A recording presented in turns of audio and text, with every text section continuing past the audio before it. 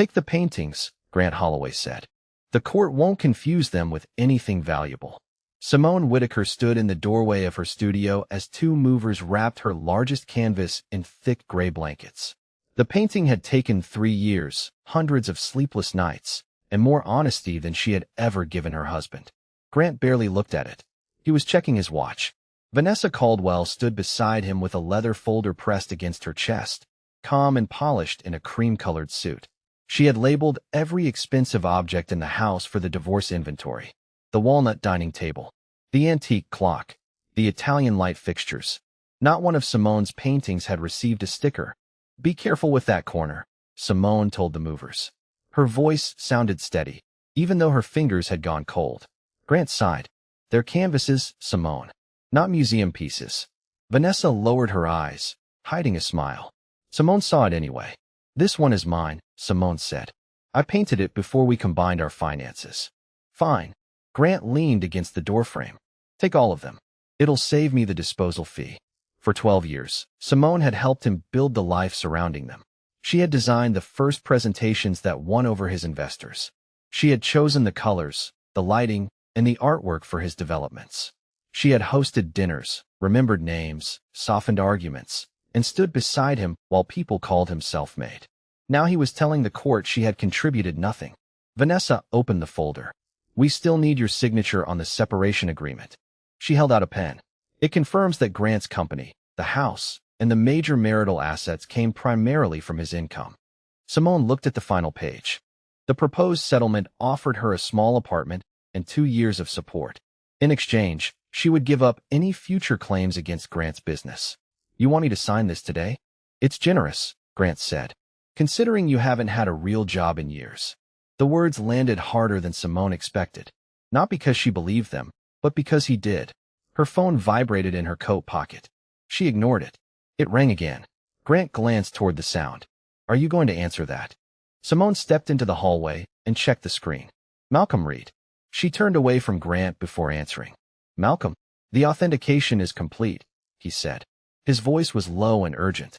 The auction house accepted the weight of quiet. Simone looked through the doorway at the canvas being carried from the room. What did they guarantee? There was a pause. $25 million. Simone's breath caught, but no sound came out. "And there's something else," Malcolm continued. "2 international collectors are already preparing to bid. They believe it could reach 50. Behind her, Grant laughed at something Vanessa whispered. Simone closed her eyes. For years, she had imagined this moment would feel like freedom. Instead, it felt like standing at the edge of a cliff. If the world learned that Ren was really Simone Whitaker, Grant would stop calling her paintings worthless. He would start calling them marital property. "The auction is tonight," Malcolm said.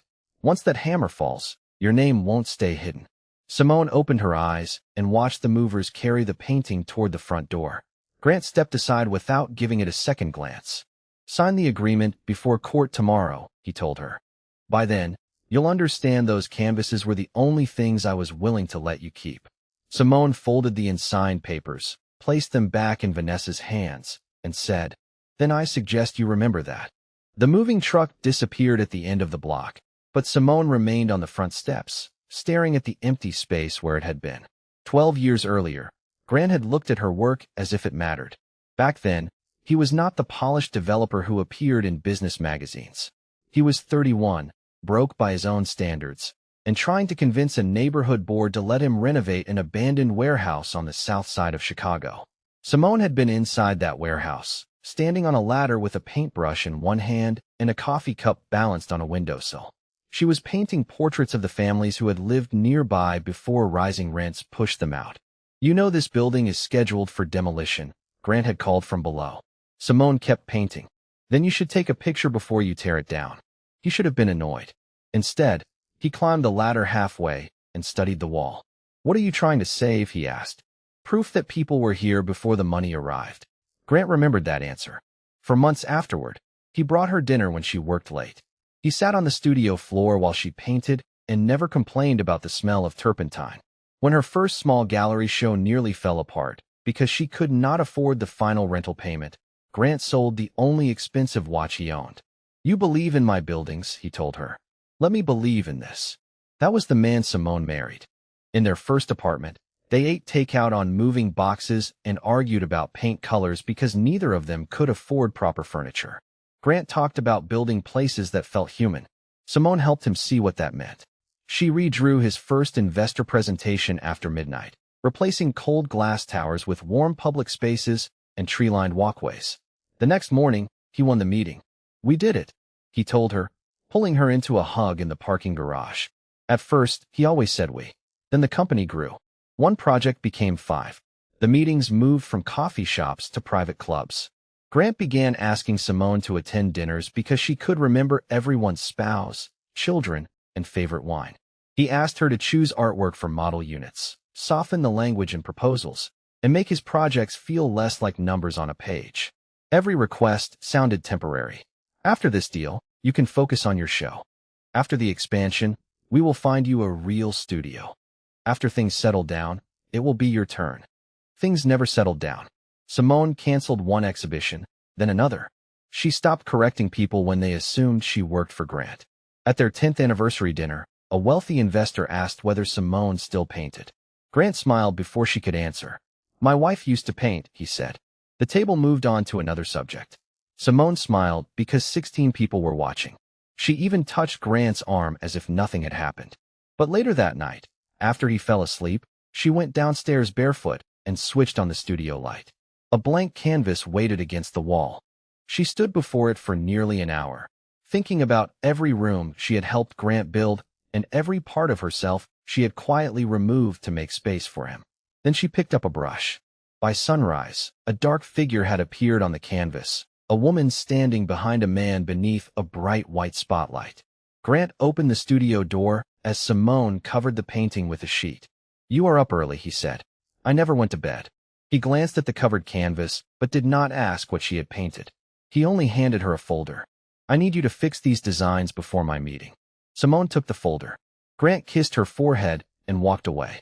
When the door closed, she looked at the unfinished painting and whispered the name she would later give it. The Weight of Quiet. That morning, Simone made a decision Grant would not discover for years. She would keep helping him build his name, but somewhere he could not reach, she would begin rebuilding her own. Simone waited until Grant left for work before she uncovered the painting again. In daylight, the woman behind the spotlight looked unfinished, almost erased.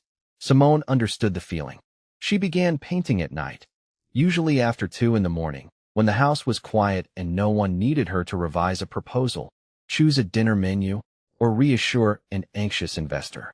She kept her supplies in plain cardboard boxes labeled seasonal decorations. Grant never opened them. He had stopped entering the studio unless he wanted something. 6 months later, Simone photographed 3 finished pieces and sent them to a small independent gallery in Pilsen. She used the name S. Wren, borrowing her mother's maiden name and shortening her own first initial. The rejection arrived 4 days later.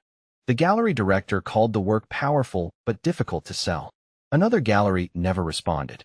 A third wrote that buyers preferred artists with a public presence and a clear personal brand. Simone printed every rejection and placed the pages in a drawer. Then she went back to work. Malcolm Reed found her through an online portfolio almost a year later. He had taught art history before opening a modest gallery near Washington Park. His first email contained only 2 sentences. "Your work knows exactly what it is saying. I would like to see whether you do." Simone almost deleted it. Instead, she met him on a rainy Tuesday afternoon at a coffee shop 40 minutes from her neighborhood. Malcolm was older, soft-spoken, and unimpressed by expensive names. He studied the photographs without asking who her husband was or what connections she had. "Why the alias?" he asked. "I want the paintings judged before the person is." Malcolm nodded. "That usually means the person has already been judged too often." He offered to show one piece in a group exhibition. It did not sell. The second received a harsh review that called the work resentful. Simone read the sentence 3 times, closed her laptop, and painted until sunrise. The third piece sold for $8,000 to a collector in Boston. She stared at the payment notification while Grant spoke on the phone across the breakfast table about a $30 million development deal. "Good news?" he asked without looking up. Simone locked her screen. "Something like that." She placed the money in a limited liability company Rachel would later confirm had been established with funds from Simone's inheritance. She spent none of it on the marriage. Over the next 3 years, Ren's prices rose quietly. Malcolm protected her identity, and Simone avoided openings, interviews, and photographs. The secrecy gave her room to breathe. It also gave Grant room to believe she had stopped trying. Then Vanessa Caldwell joined his company. She arrived with a sharp blonde bob, a spotless resume, and a talent for making cruelty sound efficient. At their first dinner, Vanessa looked around Simone's studio and said, "This could be an incredible private tasting room." Grant laughed. Simone did not. Within months, Vanessa removed Simone from company event lists, rewrote Grant's biography to describe him as entirely self-made, and suggested moving the paintings into storage before a magazine photographed the house. "The new image needs to feel clean," she explained. Focused. One Thursday night, Simone came downstairs and found Vanessa leaving Grant's office with Simone's gray scarf draped over her arm. Vanessa handed it back without apology. "I thought it was mine." Simone looked at Grant. "Why was she here after midnight?" "We were working," he said. "Then why did you lock the door?" Grant's expression hardened. "Do not turn your insecurity into an accusation." He walked past her, but Vanessa remained behind for half a second longer. Her eyes moved toward the covered canvas against the far wall. "You should clear this room soon," she said quietly. "Grant has plans for it." The next morning, Simone discovered an email open on their shared home computer. Vanessa had sent Grant a design proposal for converting the studio into a private lounge. At the bottom, Grant had written one sentence: "Once the divorce is filed, the room is yours." Simone read Grant's message twice, not because she misunderstood it, but because part of her still wanted the words to mean something else. Once the divorce is filed, the room is yours. The studio was not simply a room. It was where she had built a second life in the hours Grant never noticed. She took a photograph of the email, forwarded it to a private account, and closed the computer without changing anything. By noon, a process server arrived at the house. Grant had filed first. The petition described their marriage in cold, efficient language. It said Grant had been the primary financial provider. It said Simone had chosen not to pursue consistent employment. It said the company, the house, and nearly every major asset had been created through his efforts. His proposed settlement offered her a furnished 2-bedroom condominium and support payments for 24 months. After that, she was expected to disappear quietly. Grant came home early and found her sitting at the kitchen table with the papers arranged in front of her. "I wanted to tell you myself," he said. Simone looked at the filing date. "You signed this 3 weeks ago. My attorney needed time to prepare it. Vanessa knew before I did." Grant loosened his tie and avoided her eyes. "This is not about Vanessa. You promised her my studio. It is a room in a house I paid for." Simone let the silence sit between them. "You really believe that, do you not?" Grant pulled out a chair, but did not sit. "I am trying to make this fair. Fair would include the years I worked without a paycheck. Helping your husband is not the same as building a company." Simone felt something inside her go still. She gathered the documents and stood. "Then we should let the records decide." Rachel Kim's office occupied the 6th floor of an older building near the courthouse. There were no dramatic promises, no speeches about revenge. Rachel read the petition, asked precise questions, and took notes in neat black ink. "What did you create during the marriage?" she asked. Simone hesitated. "For Grant or for myself?" "Both." The answer filled 3 storage boxes. Simone brought contracts, sketches, event plans, branding drafts, and emails showing how often Grant had relied on her work. She also brought records from Ren Studios, including sales agreements, copyright registrations, bank statements, and receipts showing that early materials had been purchased with money inherited from her mother. Rachel studied everything for nearly 2 hours. "Grant's attorney will argue that work created during the marriage may have marital value," she said. "That does not automatically mean he owns your copyrights or controls a sale. The source of funds, the timing, the business structure, and your agreements all matter." "Can he stop the auction?" "He can ask. That does not mean he will succeed." 2 days later, Grant's appraiser arrived to complete the household inventory. Vanessa came with him, carrying a tablet and speaking as though she already lived there. She placed values on furniture, jewelry, appliances, and wine. When the appraiser reached the studio, he lifted a small framed study from the table. "Do these have an established market?" he asked. Grant answered before Simone could. No, they are personal projects. The appraiser turned toward her. Any documented sales? Simone looked at Rachel, who had insisted on attending. Rachel gave the slightest shake of her head. Not yet. Grant picked up the study, glanced at it, and set it down carelessly. Worthless, he said. The appraiser typed the word into his notes. Simone watched him do it. Later, after Grant and Vanessa left the room, Rachel requested a copy of the preliminary inventory. She found the entry and tapped the screen with one finger. Artist-created works. No established value. Described by husband as worthless. Should I correct that? Simone asked. Rachel looked toward the covered canvas waiting against the wall. No, she said. Let him explain it after the auction. 3 days later, the judge issued a temporary order allowing Grant to remain in the house until the property dispute was resolved. His attorneys called it a practical decision because he used the address for business events and investor meetings. Grant treated it like a victory. By lunchtime, a financial news site reported that Holloway Development was moving past a brief personal distraction ahead of its largest downtown project. Simone read the article from the passenger seat of Rachel's car. There was no mention of her name. Only a carefully placed quote from Vanessa about Grant's focus and stability. She wrote this, Simone said. Rachel kept her eyes on traffic. Probably. Do not respond. They are making it sound like I was some inconvenience he finally handled. That is what they want you to argue about. We are going to argue about documents. When Simone returned to the house to collect the last of her clothing, the studio door was open. The drop cloths were gone. So were the shelves Malcolm had helped her install. In their place stood a polished bar cart, 6 cream-colored chairs, and a table covered with catering samples. Vanessa was directing 2 event planners near the windows. The donor reception is Friday, she said without looking at Simone. We needed the room ready. Simone stepped inside. A faint rectangle remained on the wall where the weight of quiet had hung.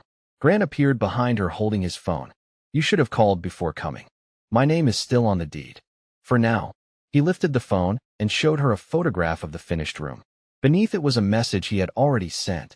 At least the space has a purpose now. Simone studied him, waiting for shame to reach his face. It never did. You used to sit on this floor and tell me my work mattered. Grant slipped the phone into his pocket. We were younger then. No, you were kinder. Vanessa turned toward the planners. Could you give us a minute? They left quickly. Grant lowered his voice. Take the settlement, Simone. Stop turning this into a public fight you cannot win. She looked at the room one last time, then walked out without answering. At the climate-controlled storage facility, Malcolm found her sitting on the concrete floor between 2 rows of wrapped canvases. An unopened case of brushes rested beside her. The auction house needs final approval by 6, he said. Tell them no. Malcolm did not react. Do you want to tell me why? Because if the painting sells, everyone learns who I am. Grant files another motion. Reporters call. People decide I hid money from him. My work becomes evidence before it gets to be art. Malcolm sat across from her, leaving several feet between them. You can keep hiding, he said. Just do not call it peace. Simone looked away. Her phone rang. Rachel. I found something, Rachel said when Simone answered. Grant's new development campaign uses an image from your painting Harbor Mothers. Simone stood. That piece was never licensed. I know. It appears in brochures, investor presentations, and a promotional video. Their agency says Vanessa provided the image and represented that the company owned it. Simone remembered creating Harbor Mothers after interviewing women displaced by one of Grant's earliest projects. He had called it too political to display in their home. Now his company was using it to sell luxury apartments. How much was the project worth? Simone asked. The financing package is valued at $180 million. Malcolm watched her expression change. There is more, Rachel continued. Vanessa emailed the agency last month. She said your work would become company property once the divorce was completed. Simone looked down the long aisle at the covered paintings Grant had dismissed. This was no longer about proving they had value. He and Vanessa already knew they did. They simply believed the value belonged to them. Simone turned to Malcolm. Tell the auction house we are moving forward. Under your real name? He asked. Not yet. She tightened her grip on the phone. Reveal S. Ren only after the hammer falls. Rachel became quiet for a moment. Once the bidding starts, Grant may try to stop it. Simone stared at the blank case of brushes beside her. Then he will finally have to explain why he is fighting over something he called worthless. By 9 the next morning, Grant's attorneys had filed an emergency motion asking the court to block the auction. They argued that any money earned from the painting could be marital property and should remain untouched until the divorce was settled. Rachel read the filing at her conference table while Simone stood by the window, watching buses move through downtown Chicago below. "Can they stop it?" Simone asked. "They can ask," Rachel said. The judge scheduled a hearing for 4 this afternoon. "The auction starts at 8. "Exactly." Rachel closed the folder. "Their problem is not the value of the painting. Their problem is everything Grant already put in writing." At the hearing, Grant sat beside his attorney in a dark navy suit, composed enough for anyone who did not know him. Vanessa waited in the back row. Rachel presented the inventory report first. Grant had described the paintings as personal projects with no established market. Then she presented the signed agreement allowing Simone to remove all artwork from the home. After that came receipts for canvas, paint, storage, and insurance, paid through Simone's inheritance and Wren Studios. "Mrs. Holloway owns the copyrights," Rachel said. "The court may later consider whether any sale proceeds have a marital component, but Mr. Holloway does not have the automatic right to control the work or prevent its sale." Grant's attorney insisted the auction could create irreversible harm. The judge disagreed. She ordered the proceeds held in a restricted account until the ownership questions were resolved, but she refused to stop the sale. Grant had not won control. Simone had not yet won the money. For the moment, the painting was allowed to speak for itself. Outside the courtroom, Grant caught up with Simone near the elevators. "We need to talk." Rachel stepped between them. "Not without counsel." "It is all right," Simone said. Rachel studied her face, then moved several yards away. Grant waited until the elevator doors closed behind Vanessa and his attorney. "How long?" he asked. "How long what? How long have you been Wren?" Simone looked at him carefully. There was no anger in his voice now, only disbelief. "Almost 4 years." Grant let out a quiet breath and stared at the floor. "You sold paintings while we were married." "Yes." "You kept the money hidden." "Separate, not hidden. The company had records, tax filings, and contracts. You never asked. You should have told me." Simone almost laughed, but the sadness came first. "I told you I wanted to paint. I told you I had gallery meetings. I told you people were interested. Every time, you asked whether it was making enough money to matter. That is not the same thing. It was to you." That evening, Grant appeared at the storage facility alone. Malcolm had already left for the airport, and the final shipment was being prepared for New York. The Weight of Quiet stood inside a wooden transport crate with its front panel still open. Grant stopped several feet away from it. For the first time, he looked without glancing at his phone or checking the time. The painted man stood beneath a bright white light, while the woman behind him faded into layers of gray and blue. "That is me," he said. Simone did not answer. "You made me look cruel. I painted how the marriage felt." Grant turned toward her. "Why did you stay?" "Because you were not always this man." His jaw tightened. "You think I wanted you to fail? I think you needed me to need you." The words settled between them. Grant looked back at the painting. "My father lost everything when I was 13. Our house, his company, all of it. People stopped returning his calls. I promised myself no one would ever look down on me again. So you looked down on me first." Grant closed his eyes. When he opened them, the certainty he wore in court was gone. "I was afraid that if you became successful, you would realize you did not need me." Simone's voice softened, but not enough to excuse him. "You made that fear come true." A worker arrived to seal the crate. Grant stepped aside as the front panel covered the painting. Before it disappeared, he read the brass label attached to the frame. "The Weight of Quiet." He looked at Simone as if he finally understood the title. Her phone buzzed with a message from Malcolm. The auction house had added a second international bidder. Estimated price, $40 to $50 million. Bidding would begin in less than 2 hours. At 8 o'clock, Simone sat in Rachel's conference room with her hands wrapped around a cup of coffee she had not touched. The auction was streaming on Malcolm's laptop from New York. On the screen, The Weight of Quiet stood beneath bright gallery lights while rows of collectors waited behind numbered paddles. Lot 47, the auctioneer announced. "We will open at $15 million. The first bid came from the center aisle. Another appeared immediately through a telephone representative. $18 million. 20 million. 22. Simone watched the numbers climb as if they belonged to someone else. Rachel sat beside her with the restricted account documents ready. Whatever happened tonight, the money would remain untouched until the court decided how it should be classified. Breathe, Rachel said quietly. I am breathing. Not very convincingly. At 28 million, Malcolm's face appeared in a small video window. He did not smile. He knew better than to treat this like a game. There are 4 active bidders, he said.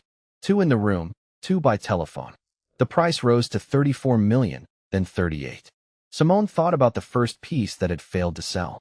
She remembered carrying it back to her car in the rain while Grant complained that the gallery had wasted her time. At 41 million, the bidding slowed. The auctioneer scanned the room. 41 million once. Simone's shoulders dropped slightly. It was already more money than she could fully understand. 41 million twice. A telephone representative raised her hand. 47 million. Malcolm leaned closer to the screen. Rachel stopped writing. The room went silent except for the auctioneer's voice. A man in the second row lifted his paddle. $50 million. Simone pressed one hand against the table. The auctioneer waited, looking from the telephone desk to the room. No one moved. Sold for $50 million. The hammer came down. For several seconds, Simone heard nothing. Then Malcolm said, "You did it." Simone shook her head. The painting did. Outside the courthouse the next morning, reporters crowded around Grant before he reached the steps. The auction house had released the artist's identity at midnight, exactly as Simone had authorized. Wren was now publicly known as Simone Whitaker. Vanessa stood beside Grant, reading the alert on her phone. 50 million, she whispered. Then she looked up at him. Does that mean half is yours? Grant stared at her. Something in his face changed. Not because of the question itself, but because she had asked it before asking whether he was all right. Simone arrived with Rachel moments later. The cameras turned toward her. Grant stepped away from Vanessa and approached. I was wrong about the paintings, he said. His voice was low enough that only Simone and Rachel could hear. Simone met his eyes. You were wrong about the woman painting them. Rachel touched Simone's arm. We need to go inside. Before they reached the entrance, Rachel's phone chimed. She stopped, opened an email, and read it twice. What is it? Simone asked. Rachel turned the screen toward her. The message came from the auction house's legal department. 3 weeks earlier, Vanessa had contacted one of the registered bidders and claimed Grant controlled the rights to the Weight of Quiet. She had offered to arrange a private sale after the divorce for less than the expected auction price. Attached to the email was a draft agreement carrying Grant's company logo. Simone looked across the steps at Vanessa, who was still watching them. Did Grant know? She asked. Rachel locked the screen. That is what we are about to find out. The courtroom felt smaller than it had the day before. Grant sat beside his attorney, but this time Vanessa was not behind him. She had been asked to wait in the hallway after Rachel submitted the auction house email as a late exhibit.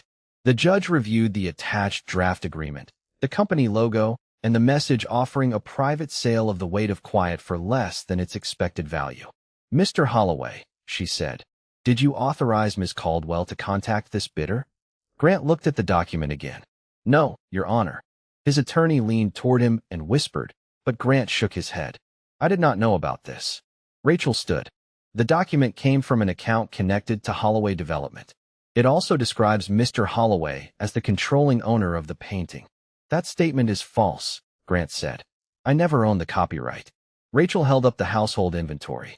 Yet you permitted your company to use another one of Mrs. Holloway's works in a commercial campaign. Grant's face tightened. I did not know Vanessa had not secured permission. You approved the campaign, Rachel replied. Did you ask where the image came from? Grant was silent. The judge waited. Finally, he said, no. Rachel placed the inventory beside the campaign brochure. On one page, Grant had described Simone's paintings as worthless personal projects. On the next, his company had used her work to help promote a $180 million development. No one in the courtroom needed Rachel to explain the contradiction. Vanessa was brought in and sworn. She entered with her shoulders straight and her expression controlled, but the confidence slipped when Rachel displayed the email. I was protecting company interests, Vanessa said. Grant believed Simone's work had been produced during the marriage. Grant turned toward her. I never told you to sell it. Vanessa looked at him for the first time. You told me to handle the problem. The divorce was the problem, Grant said. Not her work. You wanted the studio. You wanted the house. You wanted her gone without losing anything. The words hung in the room. Grant's attorney closed his eyes briefly. Rachel asked whether Vanessa had prepared the private sale agreement herself. Vanessa admitted she had, then insisted Grant would have benefited if the deal went through. So would you, Rachel said. She presented messages showing Vanessa had negotiated a consulting fee tied to the sale. Vanessa's calm finally cracked. I spent 4 years rebuilding his image while she hid in that studio. Simone did not look away. I was not hiding from you, she said. You were standing in a room you never earned. The judge ruled that the auction proceeds would remain restricted until the final accounting, but the evidence strongly supported Simone's ownership of the copyright and the painting itself. She also found sufficient grounds to refer the unauthorized commercial use and attempted private sale for separate civil review. By noon, the board of Holloway Development placed Vanessa on administrative leave. Grant did not defend her. In the courthouse hallway, she caught his arm. You were letting her make you look weak. Grant removed her hand. No, I did that myself. Vanessa walked away without another word. Grant remained near the elevators while reporters gathered downstairs. He looked older than he had that morning. Simone, he said, there is something you need to see. He handed her a small document box sealed with faded tape. Inside were gallery letters addressed to her, some nearly 8 years old. Invitations. Follow-ups. One offered her a solo exhibition in New York. Another asked to represent her work internationally. None had ever reached her. Simone lifted her eyes slowly. Where did you get these? Grant could barely meet her gaze. I found them in my office after we filed. Rachel pulled one envelope from the box and examined the forwarding label. Every letter had been redirected through Grant's company mailroom. Simone looked back at him. Who kept them from me? Grant swallowed. I thought it was Vanessa. Then he reached deeper into the box and removed a handwritten note in his own handwriting. Do not forward. She does not need another distraction. Simone stared at the words. Grant's voice broke. I wrote that before Vanessa ever worked for me. Simone looked at Grant's handwritten note until the words blurred. Do not forward. She does not need another distraction. 8 years of missed opportunities sat inside that box, each envelope carrying a version of her life that had been quietly rerouted. You did not forget to give these to me, she said. You decided for me. Grant's face lost what little color remained. I told myself I was protecting what we had. No, you were protecting the version of me that made you comfortable. He opened his mouth, but Simone raised one hand. Do not explain it again. Every explanation still ends with you choosing your fear over my life. Rachel stood beside her without speaking. Grant looked down at the letters. I am sorry. Simone believed he meant it. That was what made the moment harder, not easier. I know, she said, but being sorry does not return 8 years. The divorce was finalized 6 weeks later. The court confirmed that Simone owned the weight of Quiet and its copyright. After taxes, auction fees, and the final financial accounting, the restricted funds were released to her. Grant paid a negotiated settlement for the unauthorized commercial use of Harbor Mothers. Vanessa resigned before the company board completed its investigation. Several investors left, not because Simone attacked Grant publicly, but because the documents told the story without her help. Grant issued a statement accepting responsibility. He did not blame Vanessa. He did not call Simone bitter. For once, he told the truth even though it made him look smaller. A year later, an abandoned textile factory on the south side reopened as the Renart Center. Simone had bought the building, restored the tall windows, and filled it with studios that working women could rent at affordable rates. The first floor included free evening childcare, legal clinics for artists, and a gallery named after her mother. On opening night, hundreds of people gathered beneath the old steel beams. Malcolm stood near the entrance pretending not to be emotional. Rachel had brought her daughter. Young painters leaned close to the walls, reading every name. Grant arrived alone. He waited in line, bought a ticket, and entered with the other guests. No private access. No special introduction. When he finally reached Simone, she was standing beside a blank canvas in a simple black dress, her locks pulled back from her face. This place is beautiful, he said. It was always here, Simone replied. It just needed someone to stop asking whether it was profitable enough to exist. Grant nodded. I started therapy. She studied him for a moment. Good. I am learning how to see people without asking what they can do for me. Keep learning. He accepted the boundary without trying to turn it into hope. Before leaving, he stopped at a small framed sketch near the back wall. It was the first portrait Simone had ever drawn of him, back when he still sat on studio floors and believed in things before they had a price. The label beneath it read, "A Man Before Fear. Not for sale." Across the room, the gallery director approached Simone with a clipboard.